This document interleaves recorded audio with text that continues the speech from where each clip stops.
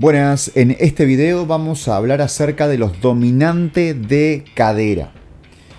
Tal como hablamos, en dominante de rodilla, dominante de cadera va a tener tres conceptos principales que van a ser bilateral simétrico, como un peso muerto, un empuje de cadera con ambas piernas apoyadas a la misma distancia, un peso muerto con los pies apoyados a la misma distancia, trabajando las dos piernas por igual, un bilateral asimétrico en donde una pierna trabaja más que la otra, y un unilateral en donde una pierna trabaja y la otra no, está en el aire o simplemente sosteniendo una posición. Entonces, el peso muerto, ejercicio bilateral simétrico. Acá tenemos dos tipos de conceptos. El primero es que a nivel técnico del peso muerto, un punto que a mí me interesa mucho, luego de que ya se aprende la bisagra de cadera, es entender que a menos de que sea un peso muerto rumano súper estricto, con un foco en isquios principalmente y un poco glúteos, a menos de que ese sea el objetivo, el foco para mí está en que cuando sale la barra del suelo, como se ve acá, como se ve aquí, cuando sale la barra del suelo, el principal estímulo tiene que ser, o movimiento, tiene que ser de extensor de rodilla, una extensión de rodilla. Como se ve ahí. Y cuando llego arriba, por ejemplo, paso la rodilla, el movimiento tiene que ser principalmente de extensión de cadera. Entonces, extiendo rodilla y cuando llega acá la barra, extiendo cadera. Acá se ve como las dos fases del movimiento del peso muerto, que para mí es muy importante que la gente lo aprenda bien. ¿Para qué? Para evitar compensaciones o evitar gestos o posturas que podrían generar trabajos o estímulos o estreses en zonas que no queremos que pasen.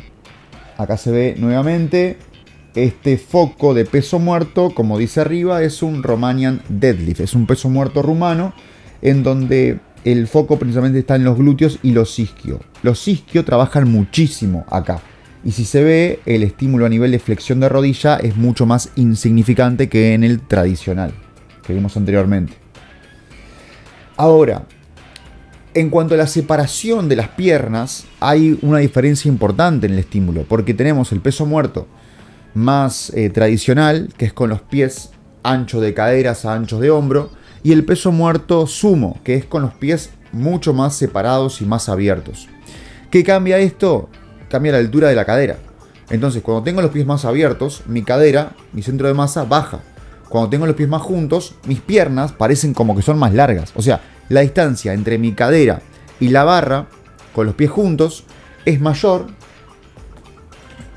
Esta distancia, desde acá hasta acá, va a ser mayor si estoy así, para hacer el peso muerto, que si tengo las piernas más separadas, porque al separarlas es como que pareciera como que baja la cadera.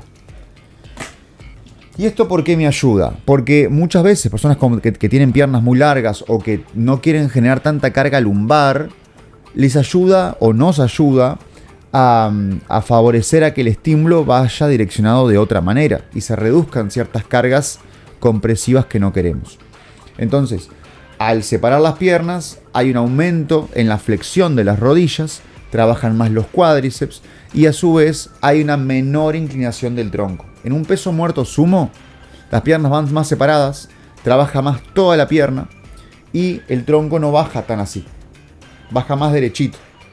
En un peso muerto rumano y o convencional, pero rumano obviamente, pero convencional, las piernas al estar más juntitas, el tronco baja más inclinado.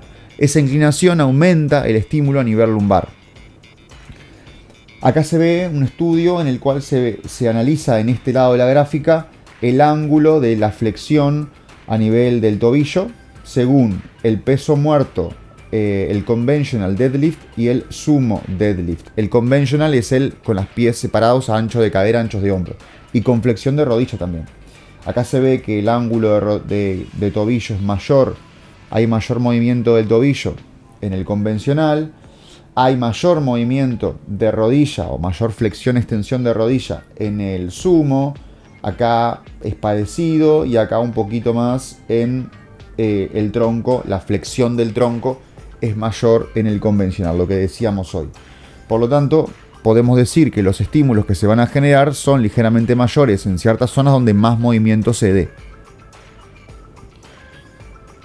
Acá se pueden ver algunos errores en donde la posición neutra de la espalda, que se muestra a la derecha, está correcta y la flexión de columna es incorrecta. ¿Quiere decir que con flexión de columna me voy a lesionar? No, porque si uno se adapta al entrenamiento con flexión de columna, los tejidos pueden adaptarse. ¿Es adecuado enseñarlo así, con flexión de columna? No, tenemos que enseñarlo y tenemos que aprenderlo con columna neutra. Otro punto es que la barra siempre tiene que estar cerca del cuerpo. Cuanto más cerca esté del cuerpo la barra, menor brazo de momento, menor esfuerzo a nivel lumbar se va a generar. Y por lo tanto va a ser mucho más seguro. Vamos a tener mucho más control del elemento. O sea que hay que dejar la barra siempre cerquita del cuerpo. Otro punto es que sucede mucho de que cuando estoy abajo, sube primero la cadera y después el tronco. No, tiene que ser como acá. Extiendo rodilla, pero siempre se mantiene el mismo ángulo del tronco. Y cuando la barra pasa la rodilla, ahí extiendo la cadera y quedo vertical. Recién ahí hay un movimiento del tronco. ¿Vieron acá cómo hay un movimiento en donde extiendo, el ángulo se mantiene y ahí se reduce el ángulo?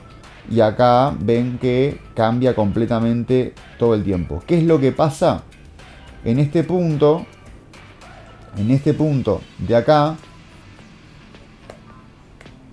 ahí, cuando yo levanto la cadera y como que aumento el ángulo del tronco, genero mucho más trabajo lumbar. Y eso después no es lo que buscamos. O sea, no buscamos el trabajo lumbar como estímulo principal en este ejercicio, sino un estímulo generalizado. O sea, la cadena posterior trabaja mucho, el dorsal trabaja mucho, el agarre trabaja mucho, los paravertebrales, los músculos de la espalda que mantienen la postura erguida trabajan mucho, está buenísimo, pero no debe ser el estímulo principalmente en la zona lumbar. Y acá tenemos un ejercicio que me gusta mucho que se llama el hip thrust, el cual es un ejercicio que nos permite un estímulo muy importante, muy potente en la musculatura glútea por la forma en la que se trabaja, y que recomiendo muchísimo incluir junto con lo que sería el peso muerto o como alternativa al mismo en caso de que quiera evitar todo tipo de estrés importante a nivel de la espalda. Y a la persona que tenga algún tipo de molestia o dolencia de espalda, el ejercicio peso muerto no quiere decir evitado, pero sí quiere decir que no voy a poder trabajarlo con la misma carga que lo trabajaría para un desarrollo de fuerza. Por lo tanto, este ejercicio nos puede ayudar muchísimo a evitar esas molestias y trabajos en la espalda baja y fortalecer y desarrollar los glúteos de una manera que nos ayude tanto de cara a la hipertrofia como de cara a la fuerza y obviamente de cara a la salud. Hasta acá el video de dominante de cadera.